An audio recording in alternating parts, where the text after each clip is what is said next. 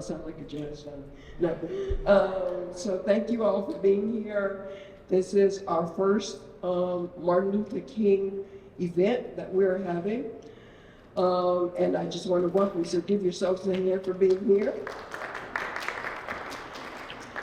I'd like to introduce our commissioners. I am the chair of the Windsor Human Relations Commission, and we are partnering with the Windsor Arts Center for this event, which is held by our co-person, Andre Rochester, who just became a dad. So congratulations to him. And Marsha Hinkley, who ran in the back, she is phenomenal. And Win TV, thank you all for recording and being here as well. And Neil Satif is right there too, as well as one of our partners here. And Mr. Jim Burke in the back and his wife. Hey, y'all. So, Liz. And just a great thanks for everyone who participated in this event and was a part. The commissioners to my right is Joyce Armstrong. Forever commissioner is Mr. Dick Armstrong. Mr. James Madison is in the back right there. Our liaison is Mr. Patrick McMahon. And then we have our student representative, Commissioner Alec Wool. Our vice chair, which is Costello Copeland. And I think that's all. Oh, that's that? I never get her name right, so say it out loud. Set. There you go. Her. And me. We are here for you. If you have any questions, please let us know. Our divas this afternoon are our MC, who is a versatile poetic. Give her a round of applause, please. And we have our other diva and our Connecticut poet laureate, Miss Antoinette Brim-Bell. She came all the way from West Haven. Thank you for being here. Dr. Martin Luther King Jr.'s speech, I Have a Dream, was written August 28, 1963, at the March on Washington. Now, I had prepared this diatribe forever, and then I left it where I was because I came here from New York City. Of course. So I'm just like, they don't want to hear that. They probably heard that I Have a Dream speech millions of times, or part of it. So just a little statistics to leave you with. According to the study by the National Endowment of the Humanities, high school seniors more often correctly identified the I Have a Dream speech by Dr. Martin Luther King 88.1% of the time, more than the opening words of the Gettysburg Address at 73.9%, and more than the Declaration of Independence. By 2020, more than 98% recognized Dr. Martin Luther King's words over any other. So as you can tell, words matter. So I'm going to leave you with this little passage that I got from Martin Luther King that I just love. All men are interdependent. Every nation is an heir of vast treasury of ideas and labor to which both the living and the dead of all nations have contributed. Whether we realize it or not, each of us lives eternally in the red. We are everlasting debtors to known and unknown men and women. When we arise in the morning, we go into the bathroom where we reach for a sponge, which is provided by us by a Pacific Islander. We reach for soap that is created for us by a European. Then at the table, we drink coffee, which is provided for us by South Americans, or tea by Chinese, or cocoa by West Africans. Before we leave our jobs, we are already beholden to more, before we leave for our jobs, we're already beholden to more than half of the work. These are words by Dr. Martin Luther King, and these words we're transcending this afternoon to give him the respect that he is so honestly due. So ladies and gentlemen, enjoy the evening, And I'm going to turn it over to our MC this afternoon, Poetic Versatile. Versatile Poetic, I always get it wrong. Thank you. Hello, everybody. Welcome to my show. When I say versatile, you say poetic. Versatile. Versatile. Versatile. Hello, my name is Versatile Poetic. I'm honored to be here. Happy birthday to Dr. Martin Luther King Jr., where we are here to honor him. This is an open mic, folks, okay? There's a sign-up sheet at the door. I only have 2 people on it. So I'm going to give everybody a couple more minutes before we really get started, okay? But before we do get started, in the meantime, there are refreshments behind you on this table, okay? There's a bathroom down the hall to the left, okay? And I would like to create a community poem. Does anyone know what a community poem is? Anybody know? What is it? Gets passed around and each person does like a line or 2.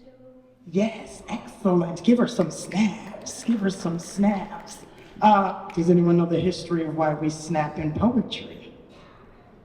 I'll let you know. This is the teacher in me. I teach spoken word, so don't mind me.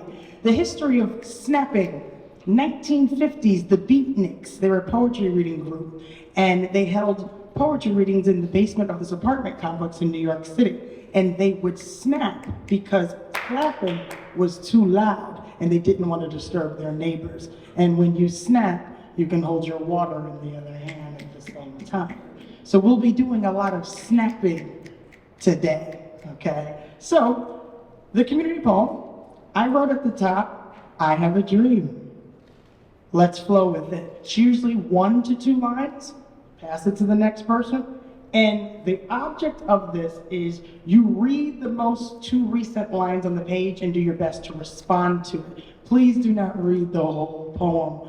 I will read it, or I'll have one of you who'd like to read it at the end. Fair enough. They're the best poems in the world. I hosted a Juneteenth open mic here, and our community poem was titled Freedom. It was phenomenal. I typed it and sent it out, so if anybody actually wants a copy of that, maybe get your email, and so you can read it, okay?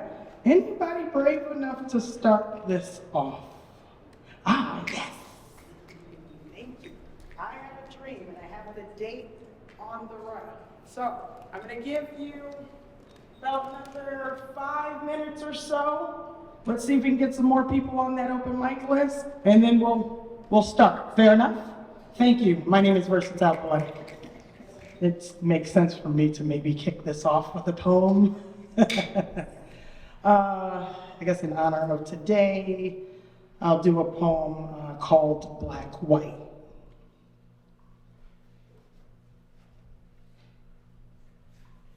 Black, white, white, black, that's how you act. It's a historical fact. Right, wrong, wrong, right. Chalk lectures the blackboard. Knowledge ignites the candle for history to rewrite the manual. Ebonics ride the curses from society, dumping bodies in the black hearse. It's too deep to reverse. Learn song notes plain until you're pale. Melting pot created by white arms holding the hammer. Crystals in the black hands, crack the cement in the cell. Darkness buried in the box, numb from the oxy, picking at the cotton. Breathing the gin, swallow the jack, throw the black to stay on track. Test your ability, hear the possibility, play the versatility. A black-white commodity, black bags of hope. Burned in vain, name calling came, white out your brain. Blind eyes see the flash of logic. It's symbolic, factual, actual, unusual ways to free your sense, to seize the moment from righteous to one. Black, white, it magnifies poetic. The words are kinetic. Black ashes of truth chipping away your tooth. A colorblind rhyme injected to the thoughts of a colorblind mind. Black ink walking across the white paper, saluting success. White out the black mistakes, enslaving his progress, a colorless world, a colorless rainbow, a colorless disaster. So I speak of holding black white as the story happily ever after. Black cards drawn from bank accounts and the models of excuses. White stars talking to the black sky, a white lie of reality. Black-white composition books tracing souls to nationality. White lines sniffed into black holes of fear. Chess game, black-white players, separated segregation. King had dreams of black-white. One congregation, the 60s purchased desegregation, and the millennium returned sugar-coated separation. Oreo cookies dipped in milk by innocent kids across the nation. Black-white reflecting beauty spots on a Dalmatian from 100 to 1. Salt and pepper, push it together, a tasteful melody. Bowls of ecstasy from whips of chocolate, white in the cream. Black-white, trick or treat, same struggle, everyone trying to eat. Differences drowned in color, tears dried with similarity, principles of a constitution bleeding on the root of morality. White sheets, find a clue, scream out clocks, call your clan superiority. Black Panthers fighting by any, X means the necessary. Eerie feelings, writing words, talking talks from me, a missionary. Black, white, see the light in unity. Resurrect the community. Piece to piece, solve the puzzle, left to right, hip to hop, pitch to black. See the sight, vision, the light, live the life. Peace, black, white. Okay, first up. Serena Kim, come on down. Ooh, I like your shirt. Okay. Hello everyone, my name is Serena Kim, and the piece that I'll be reading to you today is a satirical and experimental avant-garde poem written in the style of a tabletop role-playing game. And since this poem is so experimental, I asked all of you to laugh, clap, cheer, snap as much as possible during the poem, or else it would be very awkward. Yeah. So I'll present to you my RPG-style poem titled The Douche Daddy Simulator for 2+ People. Content warning, racism, sexism, homophobia, and all the isms and phobias that could possibly exist, not for the faint-hearted. Bored of people pleasers, hoping to roast your friends without fear of social ostracism? Well, look no further. With Douche Daddy Simulator, spice up your life with a life-altering dinner full of offensive jokes. You are a high school student in a brick-walled, ivy-filled boarding school in the heart of New England, and this weekend, your boyfriend invites you to a sushi dinner with his parents. You exclaim at this delightful opportunity, but acid floods into your stomach as you shake hands with a balding man in a Patagonia vest and khakis. Your boyfriend's offensive father, the douche daddy. Here are the rules. You, douche daddy, and if there are 3 or more players, others in the form of boyfriend, boyfriend sibling, mother, grandparents, up to the players. Next, create your characters. Fill in the blanks. We got nationality, race, ethnicity, gender, sex, religious affiliation, socioeconomic class, and add more as needed. And here are the actions. Play in this order. Douche daddy, you, others repeat, and for each action, roll a 6-sided die for the spice level of offensiveness. Pick one action and respond. The spice level scale ranges from 1, acceptable, to 6, tear-jerking hot. Douche daddy's actions include 1, identity-based jokes. Your actions include 1, passive nods, plus 0 points, or 2, active retorts, plus 3 points. Others' actions include 1, passive nods, plus 0 points, or 2, defend either you, plus 4 points, or defend douche daddy, negative 6 points.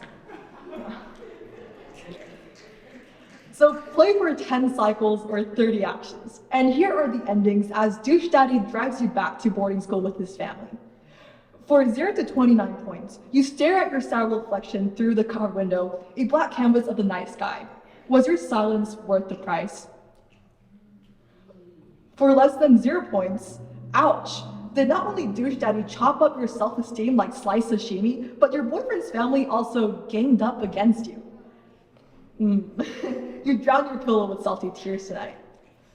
For 30+ points, douche daddy urges his son to end ties or he won't pay the tuition. If your game has 3+ players and others earn 30+ points combined, your boyfriend apologizes on behalf of his embarrassing father, but notes that all middle-aged white men are usually like that, and you should forget it. Else, your boyfriend sends a hasty breakup text and ghosts you for the rest of the year. Is your chin up high, or would you rather turn back time? Just kidding. Erase all your points back to 0. Because the truth is, this game has no options but the first one, passive nods to douche daddy's offensive remarks. Because for in reality, no guest, no matter how outspoken or knowledgeable, can or should be expected to take arms against the mighty middle-aged man who is paying for your dinner bills. No ant can take arms against the thick-skinned giant in the structural hierarchy of the world. But an ant can certainly try. Thank you. And I have a second poem to perform, but it's written by a slam poet named Alex Day, and it is titled, What Kind of Asian Are You? Okay, we'll wait for the trade. Yeah. So he said to me, what kind of Asian are you? And I smiled and said, well, that's a loaded question. What do you expect me to be? Because anyway you slice that egg roll, I'm pretty much what you want to see. I've played many of Far East Asian stereotypes. Awkward math genius, cold and calculated kung fu expert, the clueless Chinese tourist in DC. It always just depends on the circumstance. You want me to drive? How so? I can give you Tokyo Drift, Jeremy Lin, Mario Kart, Tiger Woods, and blinker left on for almost half a mile.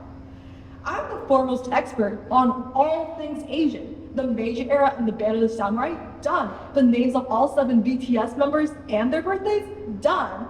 What's the difference between Asian stereotype 1 and 2? Well, let me tell you everything you want to know about my culture. Let me tell you in a Mulan-esque soliloquy, staring at the mirror asking, who is that girl I see? Let me tell you about Jackie Chan and Bruce Lee and about how they're related by blood to me. Let me tell you about being so marginalized as to the point of, I can't believe that's Asian. Let me tell you about derogatory terms and origins of words such as Ching, Chong, and Guk. Let me tell you about the struggle of Asian parents not knowing the language, so strangers assault them for their accents. Let me tell you about the job of interpreter, where you're playing with Lego blocks, but your parents are that much worse at you in English. Let me tell you about honor and dignity. Let me tell you about the society that projects us as nothing but the secondary role and never the leading man. Let me tell you about all the things you do not want to know. Like how chink comes from the clinking of metal to railroad as immigrants built train tracks for this country to be connected, or how the zipper head down the street is called that way because the wearer had split open when struck with assault weapons, or how jeeps ran over and left marks across corpses, or how someone clever thought that we were only good to unzip. Or like how every time you lump an Asian person into one culture, it's systemically making us assimilate into an America we thought was better than our war-torn home. And every time you confuse me with some other nationality that I might share similar features to, it's stripping away my individuality.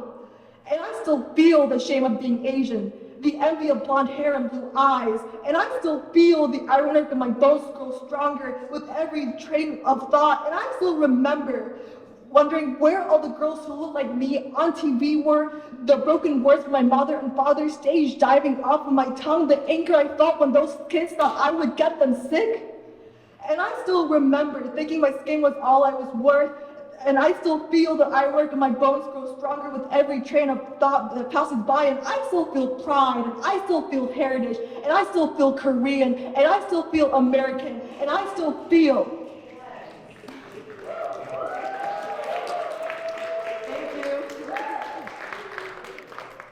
Wow, Serena Kim! Also, for those of you who are performing or anyone who'd like to follow me, let's follow each other. It's versatile, poetic, with a Q on Instagram, on YouTube, on Facebook. So please follow me, I'll follow you, okay? So we can continue to do this, we're a community. So, now, ahead of time, I apologize if I slaughter your name. Okay, ahead of time, I apologize if I mispronounce your name. But next, Iris Sandy. Iris Sandy, come on down.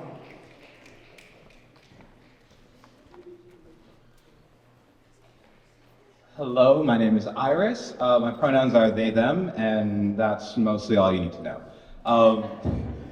Okay, I got two poems for you today. One was written last year, one was written a bit this year. One's more MLK, one's more just the environment, and the environment is a racial issue at times, so I'm going to talk about that too. Okay, here we go. A poem on gun control, the lack of it. And as a warning, there will be a swear or two, just one. It's 2022 last year, more like pew, pew, pew, I don't know about you, it's sounding like America's new groove. It's 4th of July, I wait, thinking it might be a peaceful day for what's still crying over your evade, but look, hey, they won't shoot their own citizens, I mean white citizens, by the way, on Independence Day, like every other place. The fuck no way, 12 dead, slaughtered during a 4th of July parade. I thought this only happened to us with our colored ways. They call it terrorism when the shooter's black or brown, but suddenly it's mental health when anyone else is around. Can't be a gun problem though, because they ain't got skin tone. Their Second Amendment they celebrate, and the people they decimate, wondering who the militia was meant to save, not we. Anyway, next story, I meant to say nothing ever happens in the Northeast, what I pray. Nope, look to the West, forgot what I said. Buffalo, New York, 9 blacks dead. Manifestos again, can't even stay safe buying bread. Never mind if I get there. Bullet shots to my left ear. Driver's license don't matter. It's the ghost gun giving goosebumps, pushing buttons like them triggers never happier to kill a nigga. Rewind one more time. I just got to remind you, forget about that ride, most dead before we can drive, just minding our own lives, picking flowers from a garden, arrested, not a surprise. They say Jim Crow's dead, yet I still see him flying, laws still abiding, to be honest, barely surviving. 2020's the last time I felt like marching for my life. Seems like y'all didn't even pay attention, had something else to pay mind. At least I'm doing better than forest decorations. I've been too long patient, you know, I don't even know what to say next, y'all get the point.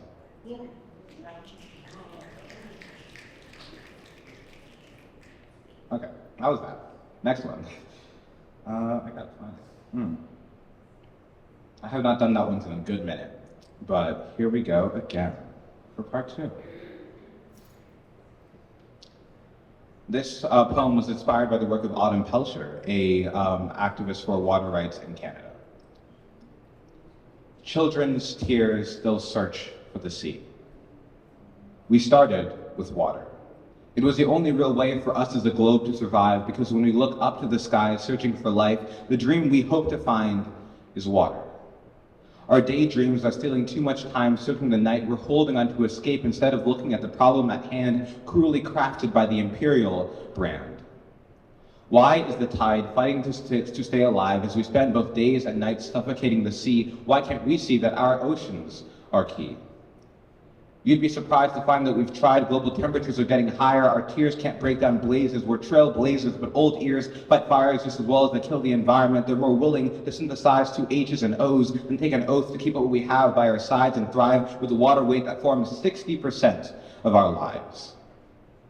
Death by drought, flash flooding, or fears of falling from walking 2 kilometers for a community water pipe. Our cries will soon start to run dry. Clear water is exotic. Instead of an everyday sight, we can't drink what's around us. Why? It's too toxic.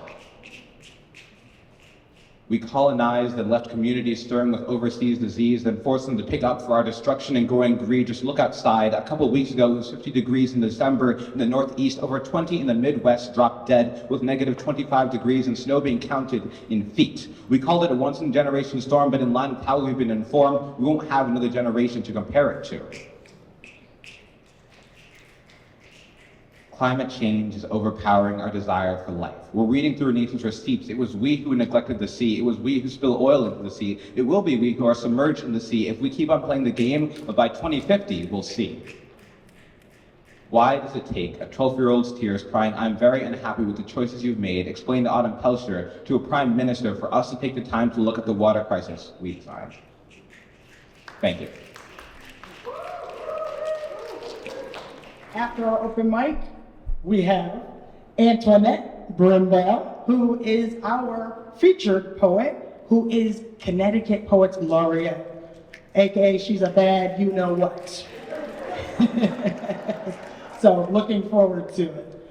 Okay, next, I see Emanuela Marcus. Come on down. Sorry if I mispronounced your name. From Dallas. Ooh, welcome. And shout out to Loomis Chafee. Who's from Loomis here? Ah, thank you for joining us, Loomis. Hi, I've never done this before, so we'll just see how this works. My first poem is about an experience that kind of stuck with me for the rest of my life. Okay. Miss Turner's class, 2nd grade. Oh, 7. There was a large brown chest in the back of the room. Every day I stared at it during class. Every day. I craved the inside of that chest, the toys, the prizes, the little girls with blonde hair and the bows, the little girls who never messed up, the little girls who could write in cursive. I never could. The treats of life were the little girls who never messed up, little girls who walked in a straight line, little girls who talked perfectly. They never stopped with their R's. Their R's sounded like R's, not W's. I was never one of those little girls, no matter how hard I tried. My R's sounded like W's, my hand would smudge, no matter what I wrote. My clumsy hands couldn't write about my dog or write about the sunny day. My smudged hand wrote unfinished stories of kingdoms and worlds where I longed to be, anywhere but Miss Turner's 2nd grade class. My tiny brain couldn't think 5 times 6. I couldn't divide pennies from $1. I thought about the sky beyond me, where I could run away. But I stayed. I stayed for the chest. There was one day, the final day, where I finally got the prize I had looked for. But in my hands, my dreams were cracked, a little shattered. Miss Turner said to me, "I can't keep rewarding you for nothing." And that's what I felt, like nothing. I got my toy, I got my dream, but it wasn't like the dream the other girls got. They got their dreams every week. My dream only came once. It was never perfect. When I didn't want to be treated dumb, when I didn't want to be treated like a little kid, and when I wanted something to say, I finally got my dream. It was cracked, it was shattered, just like the other ones. If you don't learn to work with others, you'll go nowhere. But nowhere started to sound good to me. If I couldn't go anywhere in this class, why should I move? One day my dreams came, and I finally caught them before they came to the ground, before they shattered. But when I feel them, my hands still feel clumsy. My mind wanders. It wanders to the chest for the good little girls who stood in straight lines, with their hair in bows, and their hair never out of place. I never became one of those little girls. And I kind of stopped after a while, because I realized, why try?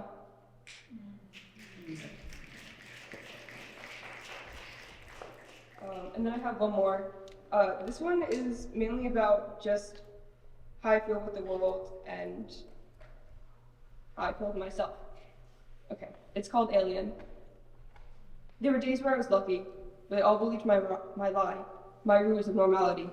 I was accepted. Hell, I was liked. But for only so long could an alien play the role of man. Moments, seconds where I faltered, their faces filled with suspicion, steamed with the aversion of the alien human skin. Those nights under the dark cover of blindness I work, retracing my every word, every moment, my every thought, looking, seeking, finding for the smallest possible mistake and fixing it, preparing my script over and over again for the next day. I can't stop. I'll never stop. I wish, I prayed for the day I didn't have to act, the day I became one of them. Accept me. I come in peace. Accept me. Next on this list, it says Jessica Drost. Come on down. Hey, I'm Jess. I normally just write, oh, I see faces that I know. I normally just write and I don't read them very often. I just give them to friends to read. I'm actually getting my MFA in poetry and I have to do my final tonight. So you guys are helping me figure out what kind of works and doesn't work. So I will say a lot of my stuff this semester has been a lot of shadow work. So there might be some triggering stuff for people, so just fair warning. So this one is called My Last Christmas. When all was calm, when all was right, screams of merry joy christened the air. We tore open gifts, chastising each other for socks crumpled up beneath pine trees, celebrating our newfound treasures together.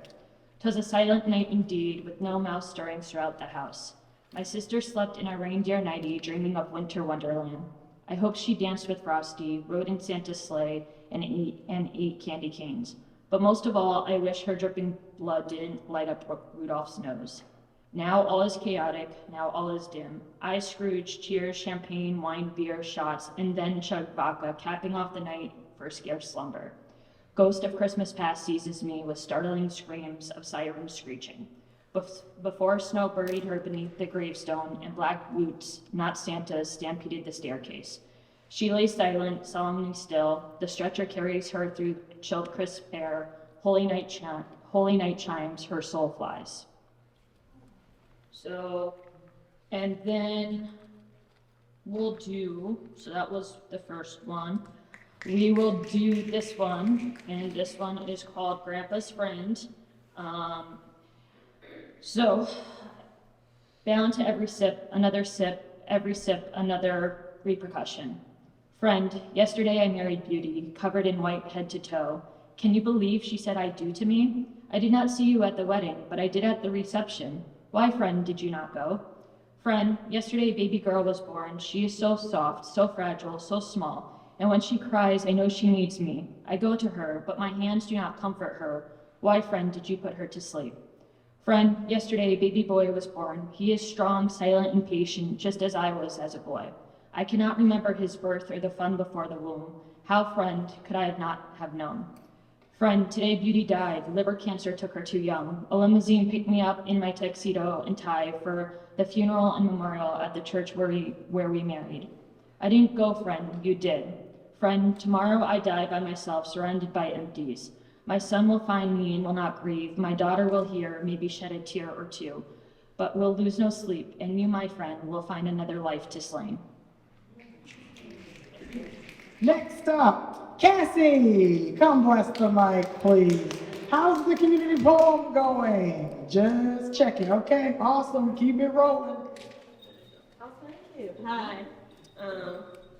So I have a few poems. One I haven't really, I'm just kind of like Jess. She's like my sister. So just like Jess, I kind of write and then like share with people. So this one I wrote a few years ago after the big sexual assault case with the swimmer and then the girl and all that stuff. So this kind of poem is a response and reflection. It's called Her Story in Ocean Breeze. The soft ocean breeze hit me when I heard her story. Sitting there at the table with strangers who became friends on a trip abroad to a far-off island, close enough to nearly call home away from home.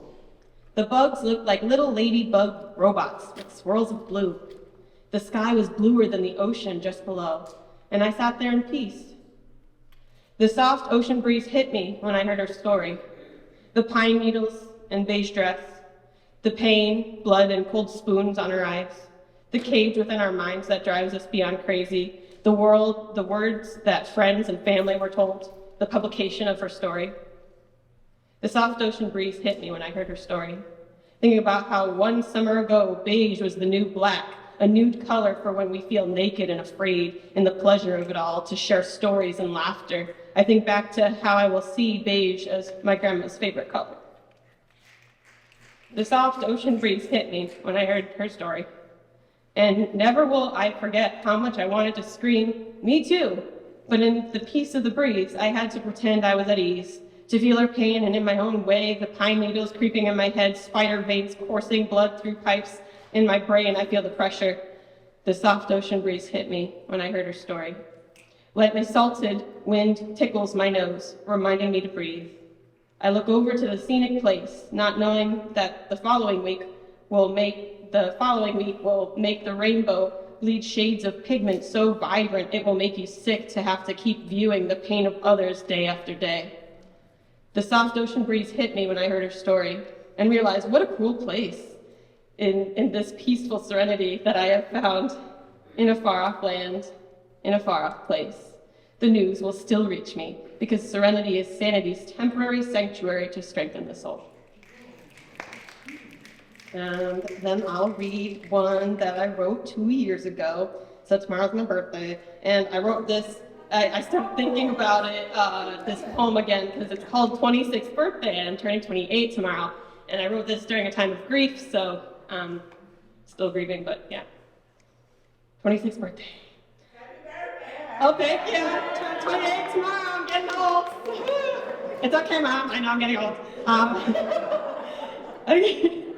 Look, it's my birthday. I turned 26 and I'm not a ditz. I work hard as a teacher, coach, and student. I am kind, strong, empathetic, and creative. Look, it's my birthday. I know it's a little tilted, that cake. I have a new vision of myself after 2020. I am caring, principled, knowledge, and a risk taker.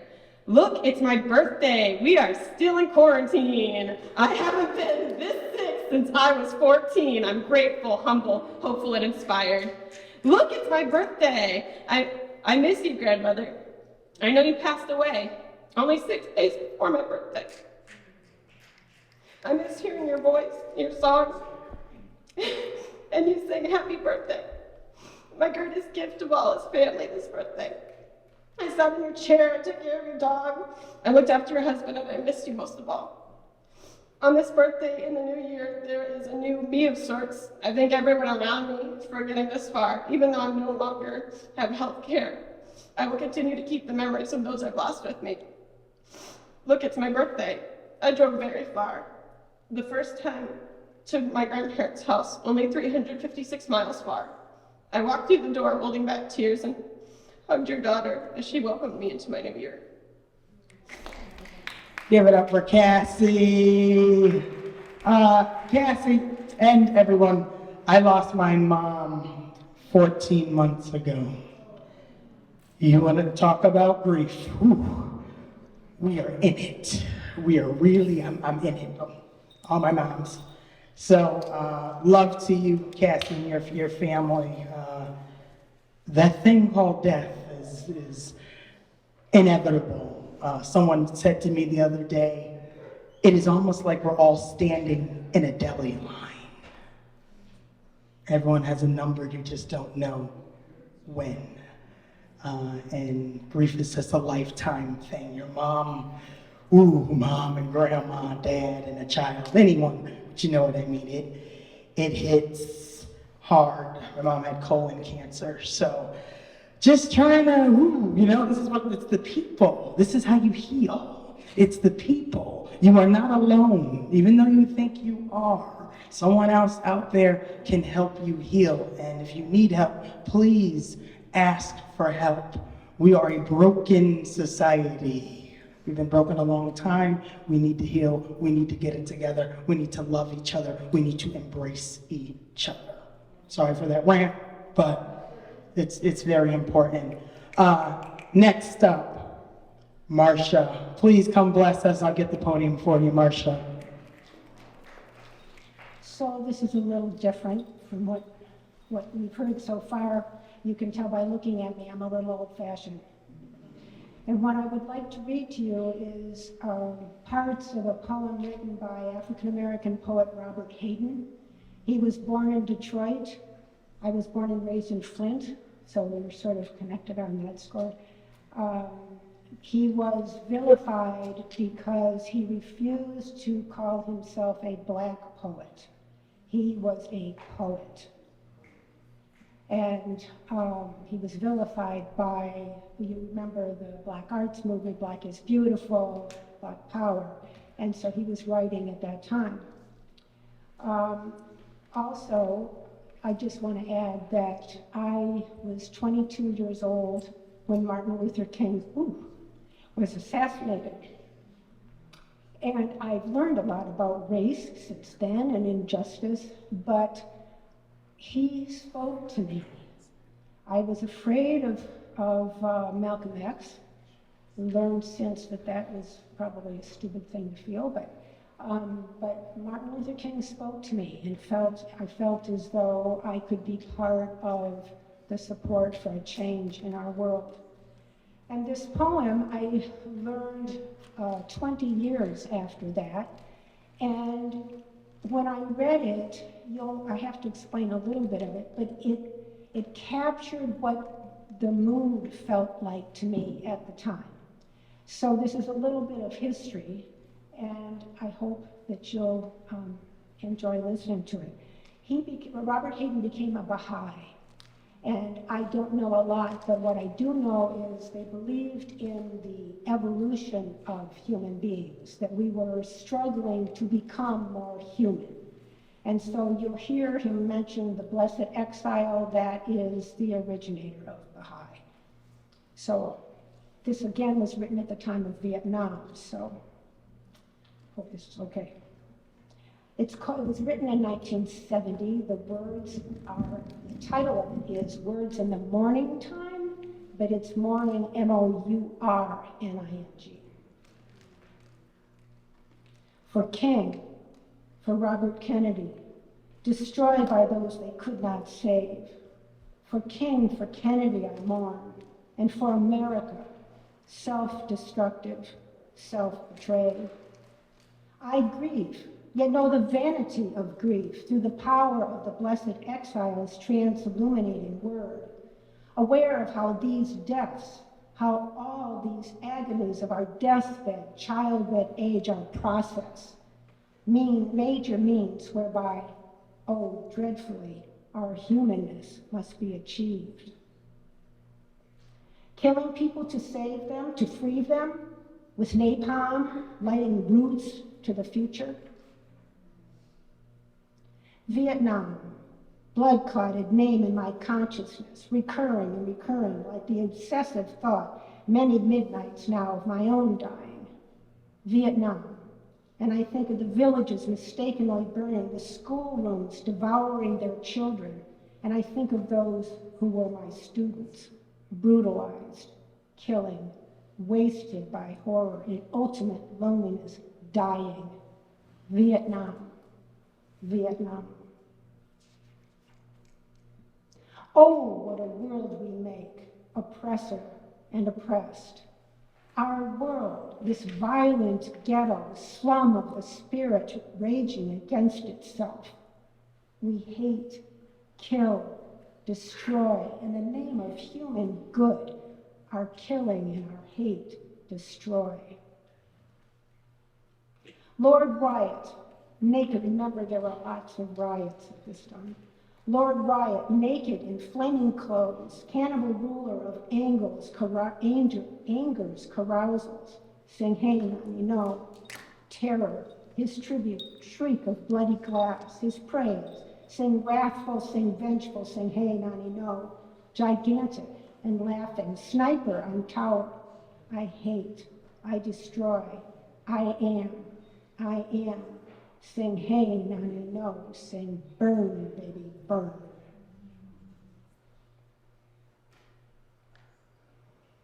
This group is called Voice in the Wilderness.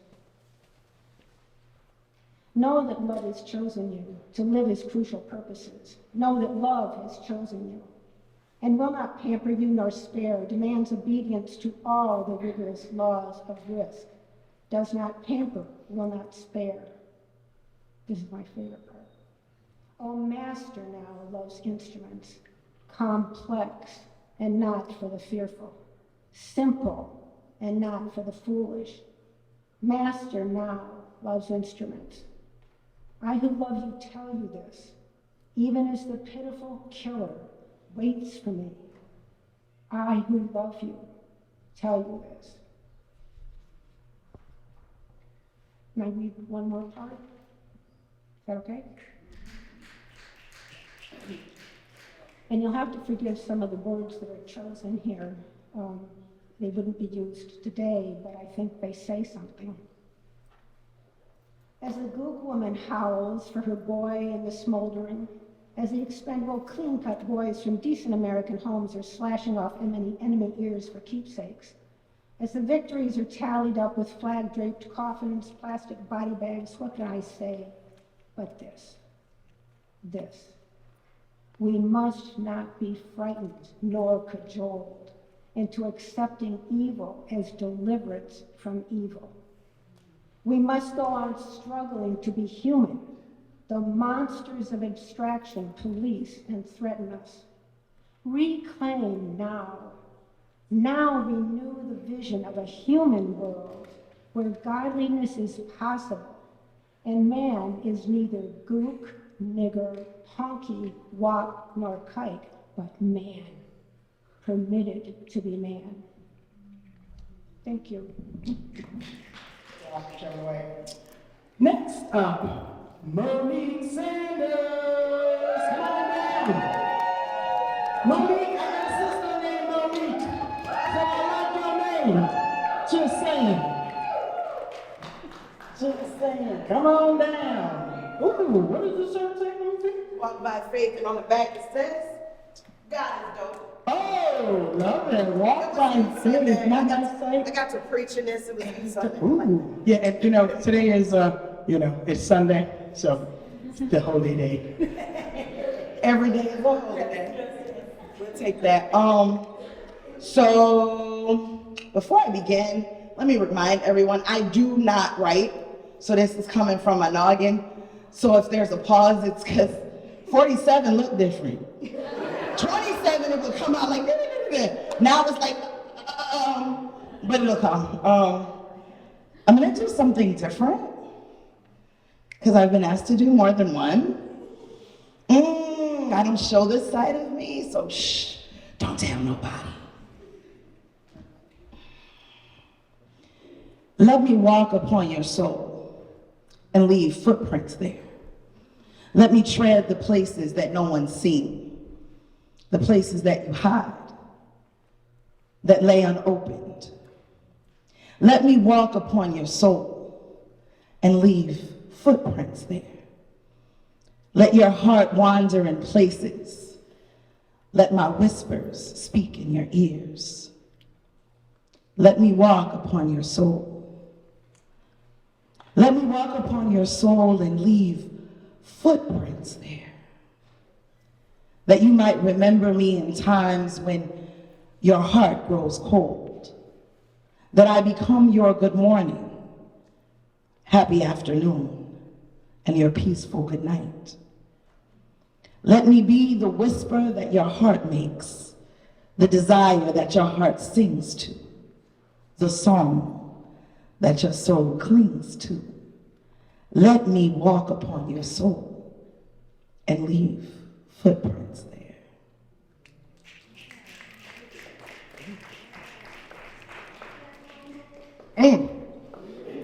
Sometimes I surprise myself. And then, because that's weird, I don't do microphones, only when I preach. Okay. What happened to the dream deferred? It's as though it's on pause, but I'm tired of being on pause. See, I'm destined to put my pause on somebody who doesn't understand that I am the dream. After all, why is it that today of all days, I wake up and I put on my mask, I put on my cloak, but I swear I wish it was a cloak of invisibility. I'm tired of being seen in places that I don't want to be seen. I'm tired of being sometimes the only, and I don't mean to be mean, but I'm tired. What happened to a dream deferred? It explodes. It gets knees and backs and knees on necks and 6-year-olds walking into schools with guns and shooting teachers who only mean to educate what happens to a dream deferred. It's an English teacher stopping to ask police officers for help, only to be tased to death. It's a 14-year-old playing quietly in his backyard, never going home. What happens to a dream deferred? It stares at folks with bright eyes, questioning why, but all the while not realizing that you're actually a part of the problem. What happens to a dream deferred? It shrivels. It wastes away. It runs like pus. It stinks.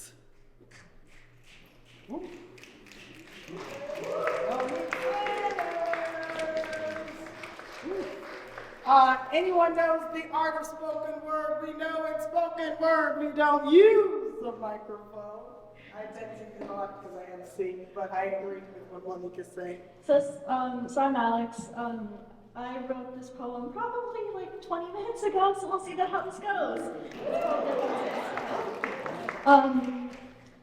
Black, white, purple, green, neurotypical, neurodivergent, gay, straight, no matter what you are, you're still terrorized for how you look, how you act, who your family is. And then people say, why care what the people say? Why does it matter? But it's hard. People struggle.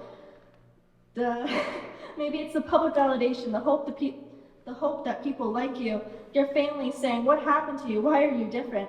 Because those differences you talked about keep us from being bullied, terrorized, hurt. But what if you are liked? Are you even happy? Ooh, that's true. What if you aren't like, are you even happy? That's pretty deep. May I give you one more poem, if that's okay? And then after my poem, what we will do, we'll take about a 5-minute break or so we can get ready for Miss Antoinette Brim-Bell, okay? This poem is my signature poem. It is called Me, and I have been performing this poem, I'd say about 14 years. So I hope that you will learn something about me, but I also hope that you'll be able to learn something about yourselves. To even try to depict me, do me a favor, grab a Dutch with flavor. I'll break up the words and roll the knowledge. Now you pull the intellect. Wait, hold it. Feel the stimulation and blow the poetry. Now that you've nailed this poetic high, let's give it a try. What do you wonder when you see a woman living not by what's supposed to be 5'8", long hair, thick thighs, little booty, and brown skin, lay under the blankets of materialism that covers my exterior and traps my interior? I'm a foreign lesson, unknown to you, so approach me with caution. My mind is dense and hard a beating nightmare. Athletic and vicious and outgoing are traits that don't create me. I'm a fiend for pulling a trigger and blowing away ignorance. I despise the fools that label themselves because society said so. Don't define me, because definitions are best friend to Webster. And don't try to look for the 411 of me, because Wikipedia won't tell you the full truth. My swag busts through like a good, and leaves them thinking, what? My attitude doesn't reflect what they thought, but what they see in me. I'm a rebel to the rules and a conformist to the abnormal. You see, most eyes that are set upon me see an image of a male. Why? They say men wear this and women wear that. Claimed who? Well, I wear those and these, so I am this and that together. My uniqueness is fed as different, but swallowed as judgment. And I have a personality that isn't personable, I must confess. An emotion you could never configure. It's no advertisement. You see, women snicker when I pass by, because they're intrigued by my mystery and trapped by the closet. Men beam when I walk by, showing their lip because they think I got between their woman split. But I laugh because if my clothes were off, those men would hit.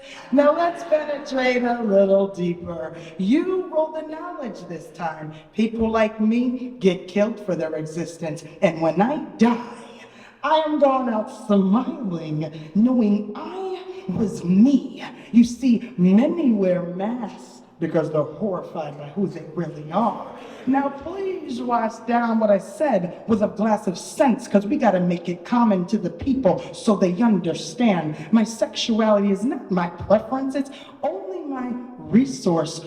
What is me? Poetry is me. Music is me. A white rose is me. Gen 6 is me. Darfur is me. 4 little girls in Alabama is me. Matthew Shepard is me. Troy Davis is me. Trayvon Martin is me. Mike Brown is me. Alton Sterling is me. Eric Garner is me. Tamir Rice is me. Sandra Bland is me. Breonna Taylor is me. Ahmaud Arbery is me. George Floyd is me. Anybody brutalized by the police that didn't make the national news is me. Black Lives Matter is me. Sandy Hook Elementary School is me. Pulse Nightclub is me. New Parkland, Florida is me. Charleston, South Carolina is me. Top Supermarket is me. Robb Elementary School is me. The Windsor Arts Center is me. Love is me, pain is me, war is me, terror is me. The woman in New York City that holds the torch is me. Discover something, oh, it is seen, it is felt, it's known, and it's lived. Who am I? You all are me. Thank you. My name is Versatile Poetic. It's been an honor being your MC today. Easy standing up in front of people. Everybody's looking at you, you know. And thank you for your vulnerability and your openness. And just remember, we need healing. It never stops. And just let's love on each other a little bit more, okay? So I would like to introduce our featured poet, Antoinette Brim-Bell, professor, Capital Community College, English and African American Studies, and she's Connecticut Poet Laureate. So like I said, you know she's a bad you know what. So I'm gonna let her come down and show out for you. Shout out to Dr. King, happy birthday to Dr. King, and happy birthday to Cassie. Happy birthday's tomorrow. What was yours?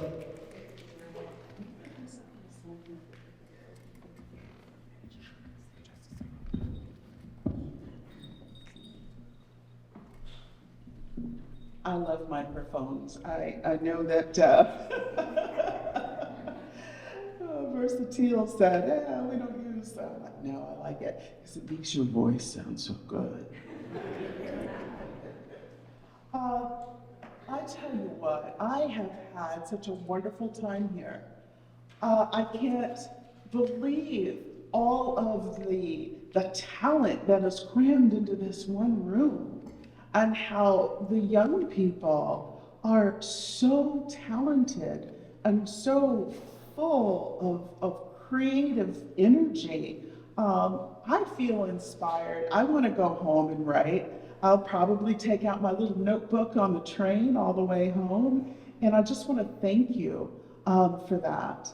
And I want to say thank you to having me here.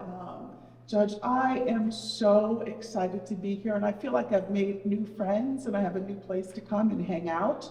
And yeah, that's one of the greatest things about being Connecticut State Poet Laureate is now I'm exploring the state and I'm finding all of these little pockets of creativity and love and grace. Before I get started, I thought I'd just read a little poem for Jess. So I'm going to start by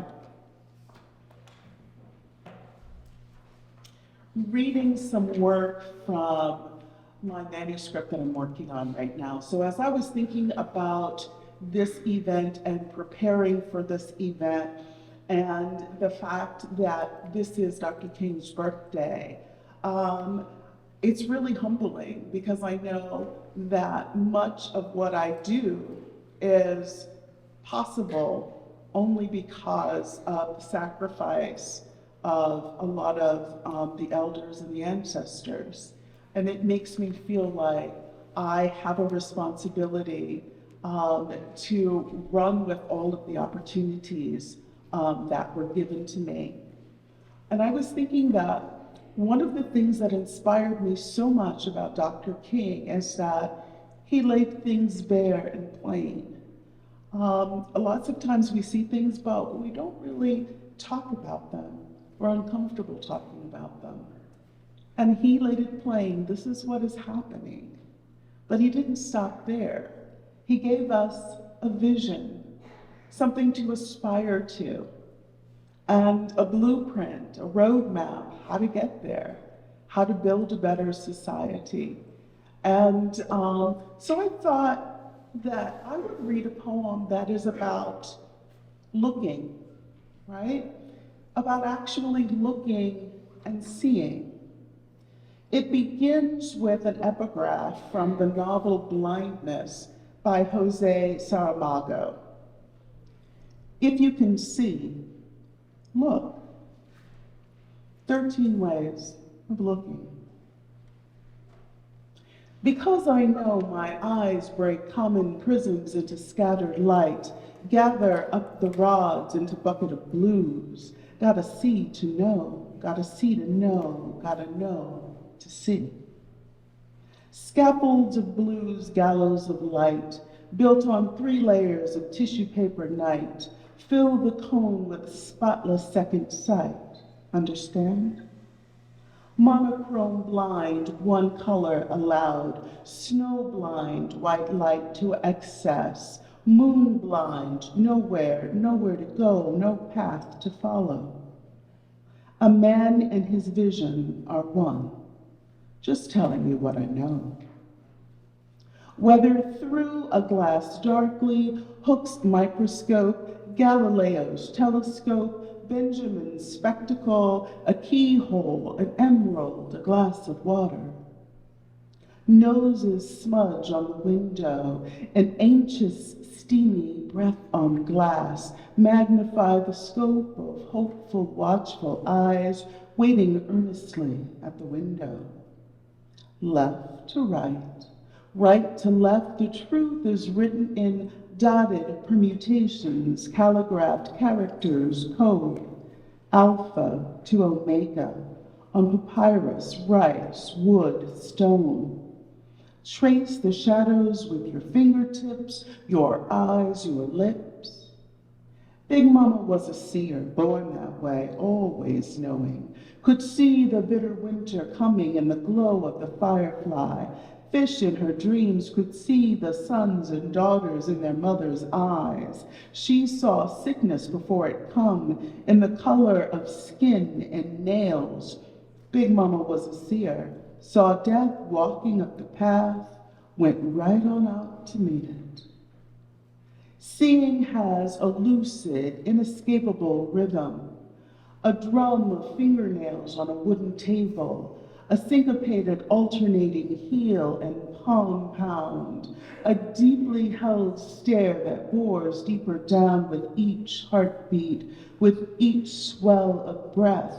The rhythm births a dance, the sway of inspection, introspection, a slow chin tilt, an eyebrow pinch, lifted gaze, lowered gaze, the understanding nod. There is no such thing as out of sight. What has been seen cannot be unseen. Epiphany ensues, peekaboo. When vision is clear, hide and seek.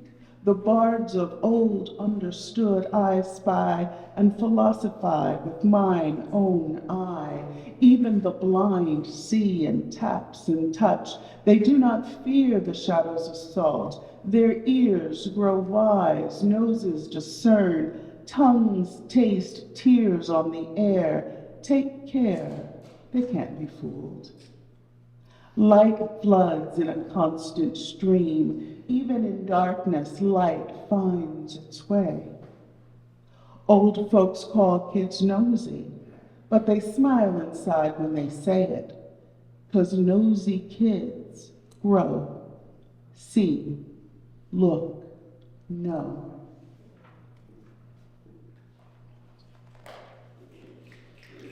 Thank you.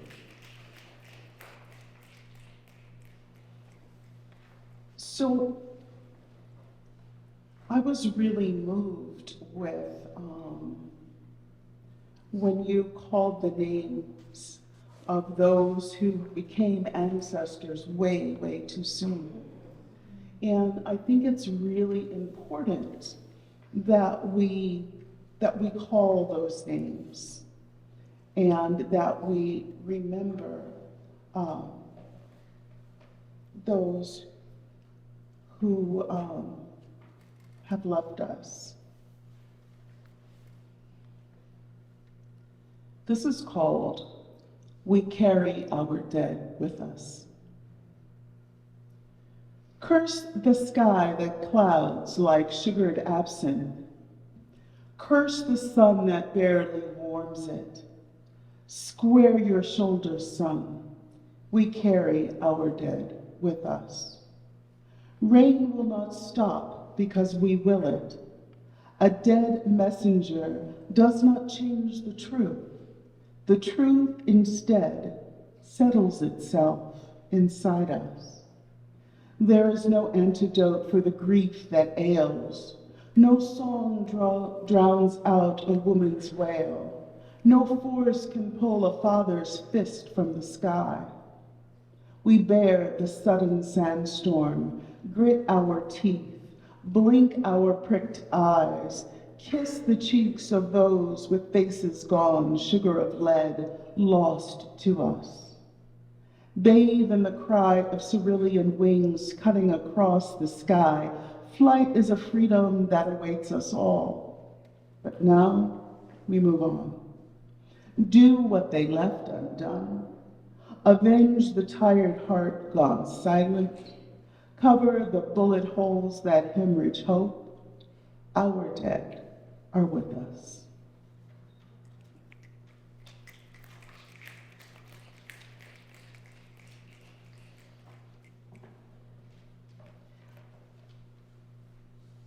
I couldn't help but notice that a lot of our pain is contained within our poetry, but also our hope. And so I'm going to offer this poem as an admonition for anyone who's feeling low. I wrote this poem for my best friend when she was going through some trouble, and it begins with an epigraph from a John Irving novel. There was a character in the novel who became so upset and so sad that she leapt from a window. The epigraph says simply, keep passing the open windows. One bad year equals 31,536,000 open windows. 3 muslin curtain shears dance in the casement. I am bastioned by 3 ties. When words cannot penetrate double-pane windows, a simple pantomime will do. Fear and flight are one, but fear and flight need not be. Whether cafe, picture, or portal, it matters only that one feels small enough to pass through. I know the lure of open windows. They beckon with hyacinth fragrance on streamers of fresh air. But at the sight of fluttering lace, glowing in the morning light, stay.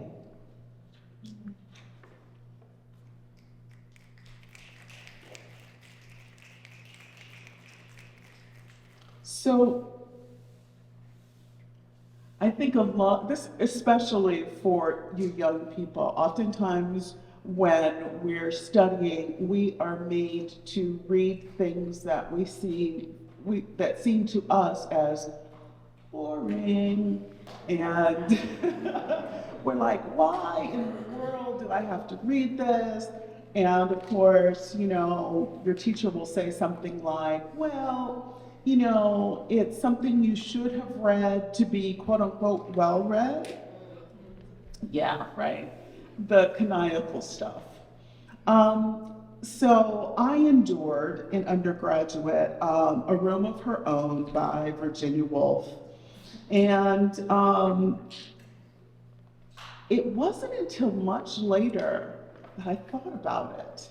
You're nodding your head, you know exactly where I'm going with this. And I was like, oh, that's what that piece was about. And so I always tell my students, when I'm teaching a piece of literature that I think is really important, I tell them, read this again in 5 years, right?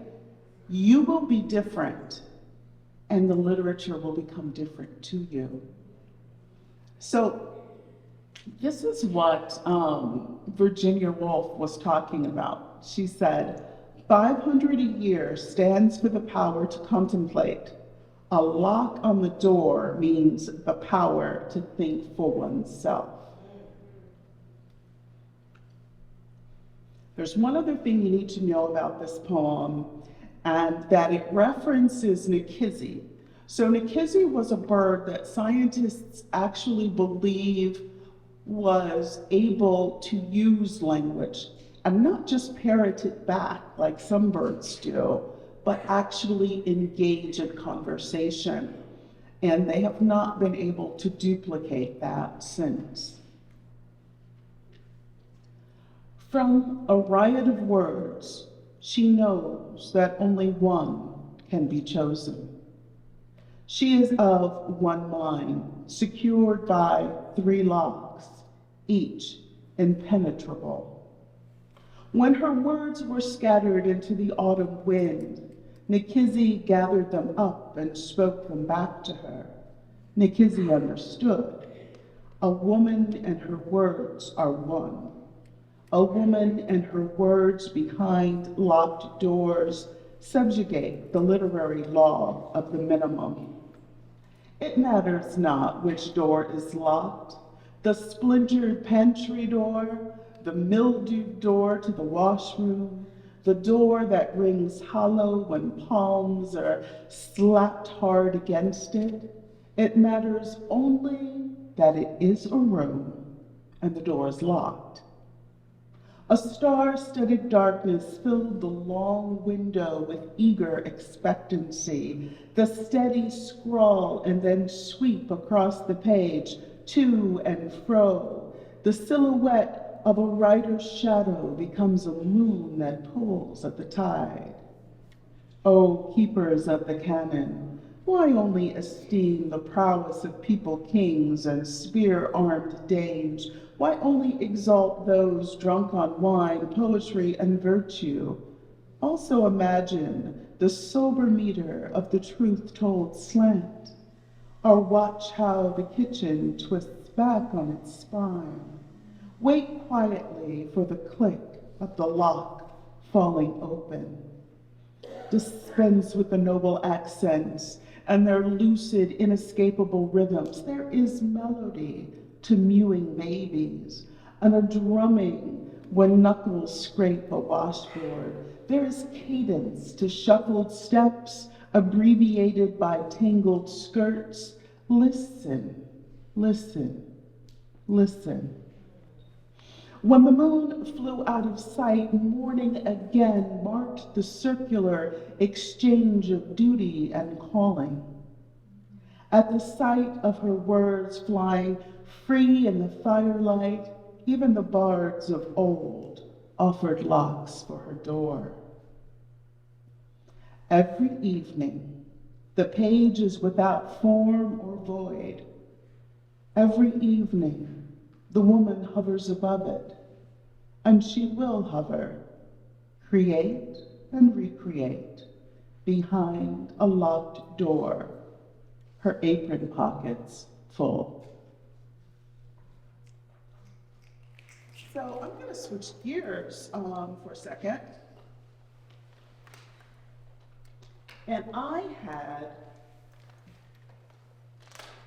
the privilege and honor of doing a collaborative poetry project with former Connecticut State Poet Laureate Marilyn Nelson and 2 other lady poets, Rhonda Ward, who is the former Poet Laureate of New London, and Kate Rushin, who is also a poetic powerhouse.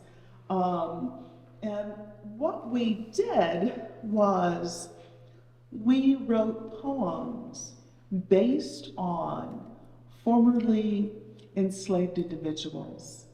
Old Lyme was a part of the Witness Stone Project, and they were putting down markers where formerly enslaved individuals lived and worked.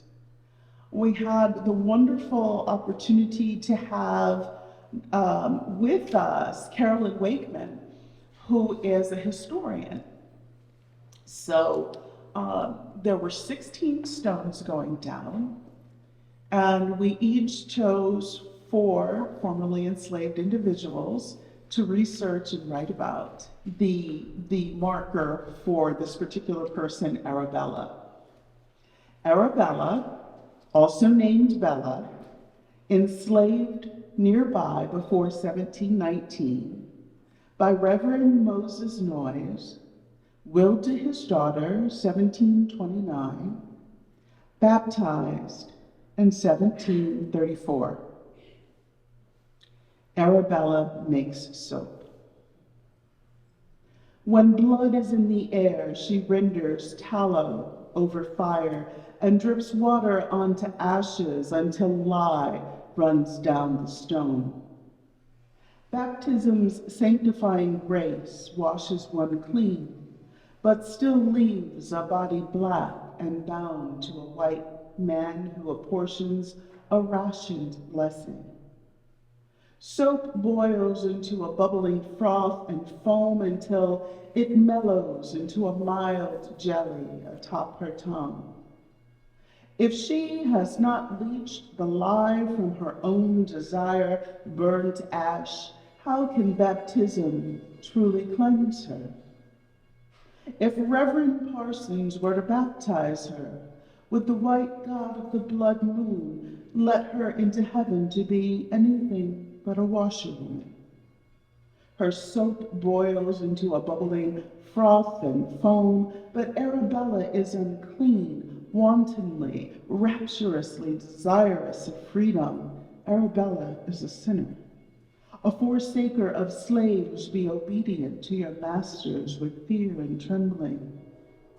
Even so, the submitted Arabella will sink into the baptismal basin, knowing she will only reemerge as herself.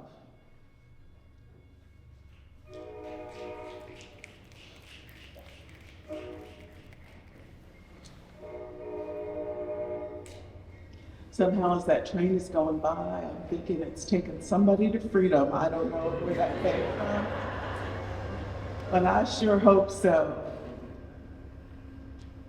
So as we were going through the list and reading about people, I chose this individual, Pompey, because he, like so many others, was determined to have his freedom. And he, like Caesar, who I will read about in just a moment, they kept running until they got it right.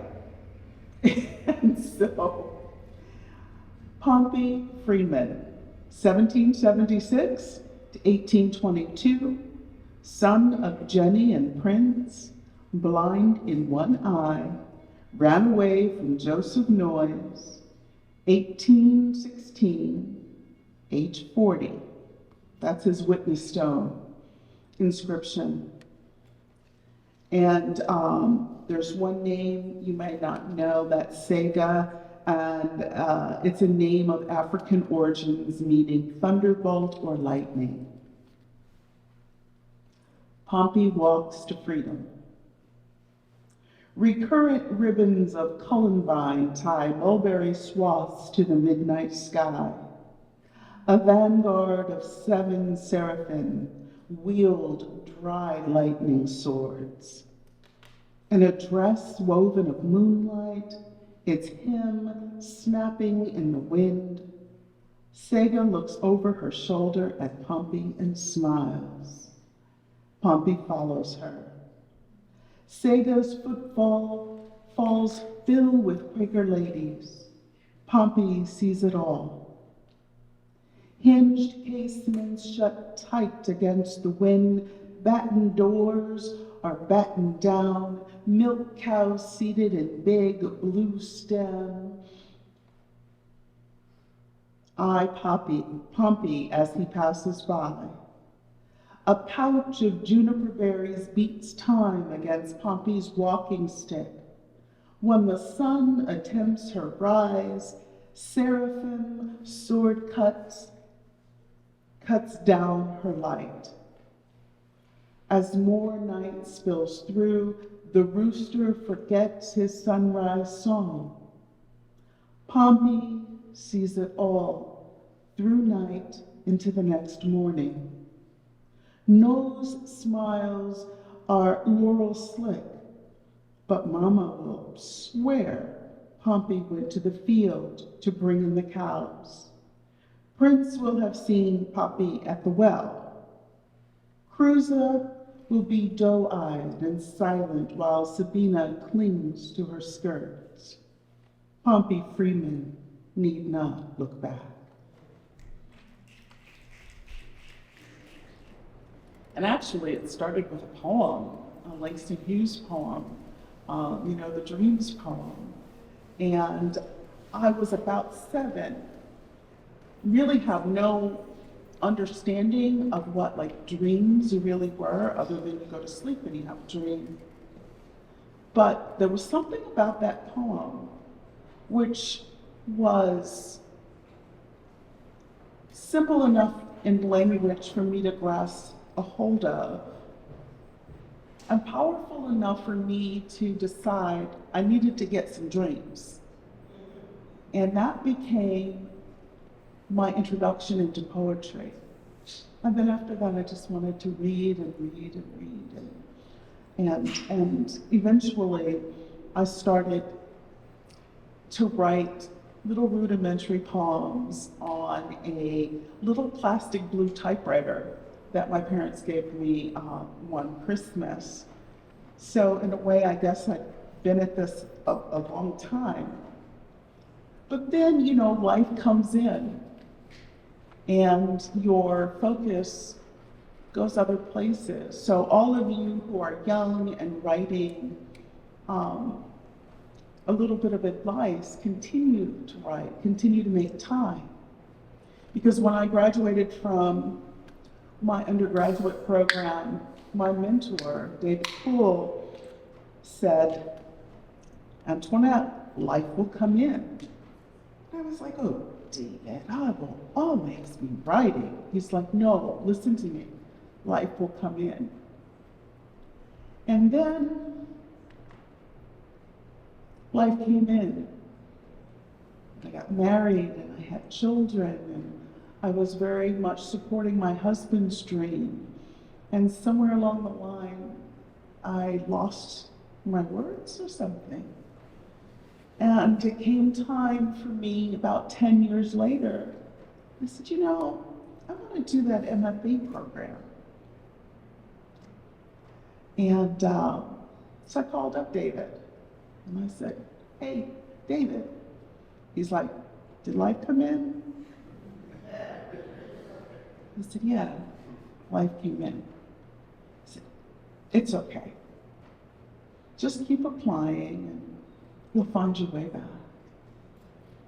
So when I went to my MFA program, a lot was changing in my life. And so I went to the page to try to figure it all out. And that resulted in my first book, Some of the Sunflower, which was also my MFA thesis. And what was happening at that time was I was starting to see myself as an individual again, not just a mother, not just a wife, but like a whole person,